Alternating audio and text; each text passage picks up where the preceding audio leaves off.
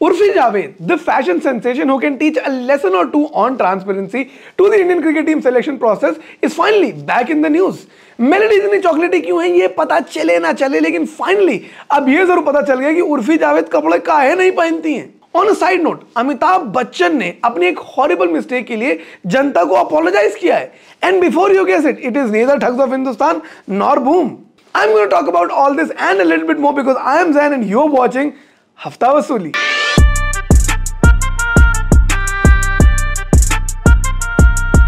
उर्फी जावेद बहन जो है कपड़ों से ज्यादा खबरों में रहना पसंद करती हैं। देश को रिसाइकलिंग, ट्रांसपेरेंसी, कॉन्फिडेंस और स्पेलिंग के पार्ट पढ़ाने के बाद अब वो थोड़ी थोड़ी ट्रबल में होती हुई दिखाई दे रही हैं। उनके ऊपर चारों तरफ से वैसे ही हमले हो रहे हैं जैसे अर्चना गौतम के हिसाब से बिग बॉस के घर में उनके ऊपर होते हैं। एक एडवोकेट है जो उन्हें ऑब्सीन कह रहे हैं, कुछ पॉलिटिशियंस के हिसाब से वो इंडिसेंट हैं, और अगर हमारे घर वालों के हिसाब सुनो तो भैया पागल हैं। जो भी हैं जैसी भी हैं, इंटरनेट उन्हें बहुत शिद्दत से फॉलो करता है, और इतनी शिद्दत से अगर हम अपने देश के कानून को फॉलो कर रहे होते तो ना कोई किसी अंजलि को कुचलता और ना कोई प्लेन में जाके किसी औरत के ऊपर मूतता। खैर, सबके दिमाग में हर समय यही सवाल चलता रहता है कि उर्फी जावेद के नाम की स्पेलिंग ऐसी क्यों है, ये ऐसे कपड़े क्यों पहनती है, ऐसी हरकतें क्यों करती, because clearly these are the questions that matter to us as a nation.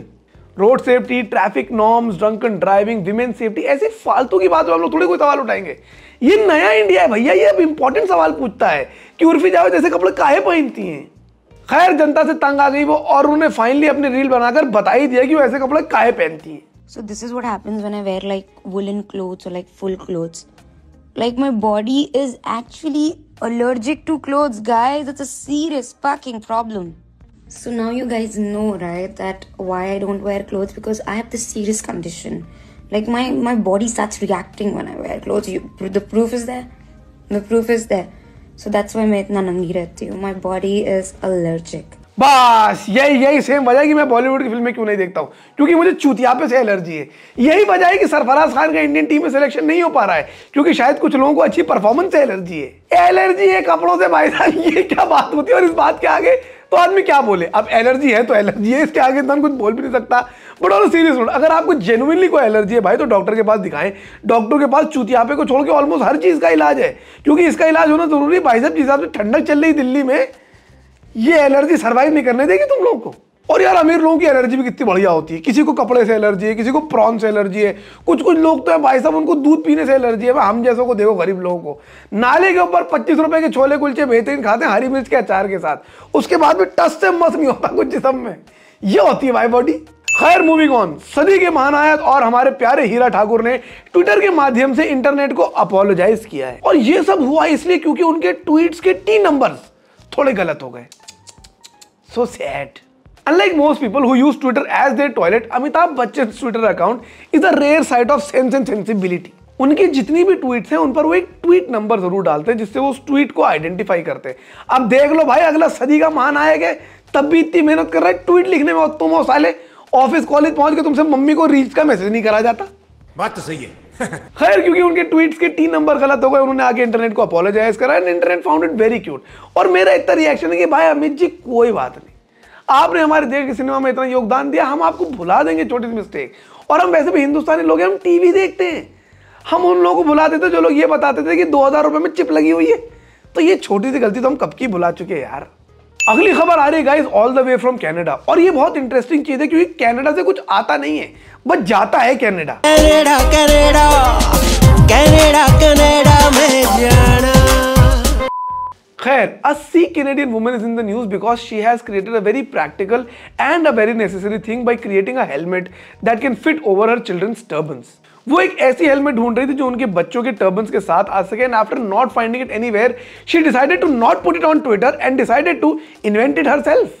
उनके बच्चों के टर्बन्स के ऊपर ये हेलमेट आ जाती है, और मेरे हिसाब से भाई साहब क्या सही इन्वेंशन करा यार दीदी आपने।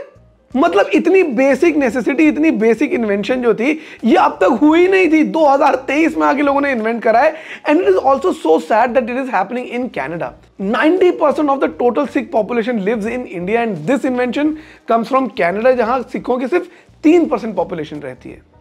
पर कोई बात नहीं गाइस, देर आए दुरुस्त आए, and I hope this becomes a norm not just in Canada but also in India, because a lot of us require some kind of protection while being on the bikes, while being on the road, while being on scooties, and something like this can go a very very long way. So thumbs up my friend. अगली खबर आ रही भाई साहब मेरे home state UP से, क्योंकि सारे मजेदार खबरें अक्सर यहीं से आती हैं। एक लौंडे ने यहाँ पर अपेरेंटली शादी करने से मना कर दिया क्योंकि उनकी गाड़ी मांगने की दहेज की डिमांड पूरी नहीं हुई। एक्चुअली पूरी हुई, लेकिन उस हिसाब से चाहते उस हिसाब से नहीं हुई। अपेरेंटली एक भाई साहब थे जिन्होंने गाड़ी के लिए एक फॉर्च्यूनर मांगनी छोटी थी, और उनके ससुराल वालों ने उनको बोला निकल पहली फुर्सत में निकल। एक्चुअली नॉट इंटायरली ऐसा बोला, क्योंकि उन्होंने बोला कि भाई देखो फॉर्च्यूनर थोड़ी ज्यादा हो जाएगी, ना तेरी ना मेरी, बीच का मिडिल वे आउट निकाल लेते हैं, वैगनार में डन करते हैं। पर जैसा कि उसके बाद होना था, जो आप एक्सपेक्ट कर सकते थे, लौंडा भी थक गया, कह रहा मैं मांग रहा हूं फॉर्च्यूनर, तुम दे रहे हो वैगनार, और शादी गई टूट, लड़के की माँ की।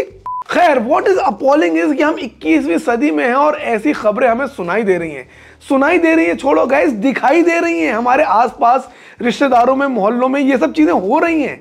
गिफ्ट, सलामी, माँ बाप की दुआएं, हमारा प्यार, दहेज को कितने भी हसीन नामों से क्यों ना बुला लिया जाए, वो एंड में रहता दहेज ही है, जो हमारी सोसाइटी के लिए ऑलमोस्ट एक अभिशाप बन चुका है। लोग अपने औकात से ज्यादा बाहर जाते हैं, डिमांड करते हैं, और डिमांड को फुलफिल भी करा जाता है। जब डिमांड ना भी हो तब भी लड़की वालों को गिल्ट होता रहता है कि अरे यार कुछ नहीं है तो 1-2 लाख रुपए तो ऐसे ही दे दे। मैंने कहा भाई 1-2 लाख रुपए हैं तो बच्चे की पढ़ाई में लगा दो, ये क्या उल्टी सीधी हरकतें करो दहेज के साथ।